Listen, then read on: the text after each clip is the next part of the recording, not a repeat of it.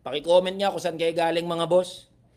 Ito ang mga equally important, mga issue na tago sa sikmura ng mamamayang Pilipino. Ito dapat ang pinagtutuon ng pansin ng gobyerno. Ito dapat ang pinaglalagakan nila ng mas malaking oras, hindi kung ano-anong mga bagay, hindi awayan sa politika, hindi pamumulitika. Kahit sino pang ipakulong nyo, kahit sino pang harasin nyo sa politika, bababa presyo ng bilihin, tataas ba sahod ng mga manggagawa, mawawala ba ang provincial rate? Ganyan ba? Inuunan nyo yung mga ganyang kagaguhan ninyo, kawawa mga Pilipino. Oh. Mga nagko-comment dito, oy, sige lang, pwede kayo mag-comment. Tama, buhay na buhay ang mga oligarchs. At ito pa mga boss, type yes if you're still listening. Ito ito mga boss, napakalaking nito, napakalaking katarantaduhan na sinabi na naman ng gobyerno. Type yes if you're listening mga boss. Type yes if you're listening. Ito, napakalaking kagaguhan itong nangyayari talaga sa bansa natin Oh, yan, dami nagko-comment. Paki-share to. Alam nyo ba mga boss na epektibo ngayon? Epektibo na ang taas pasahe sa LRT tsaka sa MRT. O, sino sumasakay sa MRT tsaka LRT? Comment nga yung mga sumasakay sa LRT tsaka MRT.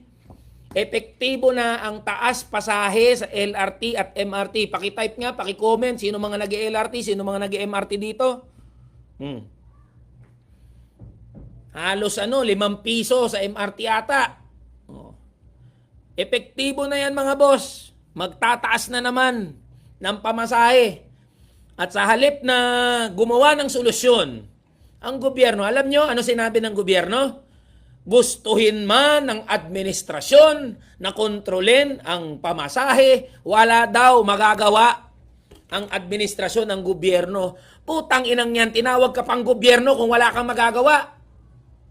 Di ba? Wala daw silang magagawa. Tinawag ka pang gobyerno kung wala kang magagawa. Ano pang saysay na nakaupo kayo dyan? Ano pang saysay na kayo nakaupo dyan? Wala naman pala kayong bilang, wala kayong silbi sa buhay ng mga manggagawa. Wala kayong silbi sa buhay ng mga ordinaryong Pilipino, ng mga commuter. Yan ang excuse ninyo. Yan ang excuse ninyo pag nagtaas ng pamasahe, MRT, LRT. Walang magagawa, gobyerno, tatanggapin na lang ng mga Pilipino. Ano palang saysay niyan? Anong saysay ng mga nakaupo? Walang silbi pala kayo, wala pala kayong magagawa, di umalis kayo diyan. 'Di ba? Tama ba mga boss? Tataas pamasahe sa LRT, MRT, tatanggapin niyo yan mga boss. Sige nga, kahit tanungin ko. Mababa na ang sahod ninyo. Ang taas pa ng presyo ng mga bilihin. Ang taas pa ng singil sa kuryente, sa tubo.